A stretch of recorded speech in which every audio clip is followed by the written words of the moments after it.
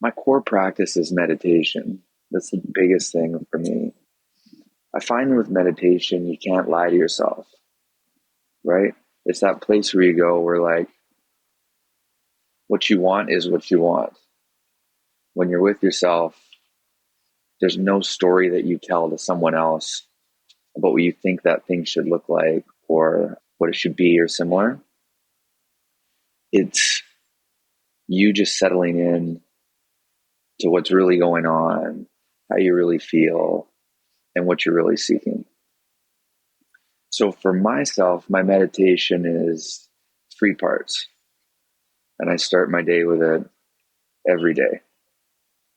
The first part is a check-in. So it's just, holding that space, connecting with my breath, and just feeling where I'm at. The second phase of my meditation, once I've kind of like established that, level, is exploring what I actually want. Yes, for the Like, day, or micro, macro. yeah. So I do in part for the day, like, what are my intentions for the day? But also that check in on how that aligns, you know, bigger and,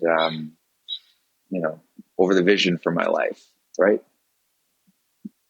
But that also doesn't happen or doesn't need to happen every single morning. If it's the middle of an afternoon and I'm in the park, I can just drop in and check in with myself and like, how we doing, with respect to those intentions. But it is to see it and visualize, okay, what are these things I actually want? And then the third phase of my meditation is to experience it.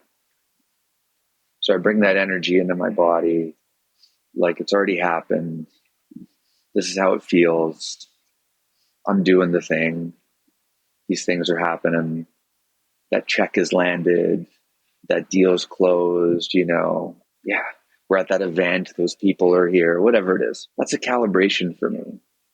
And I never had that before, kind of pre doing my work, I guess, for lack of a better way to say that.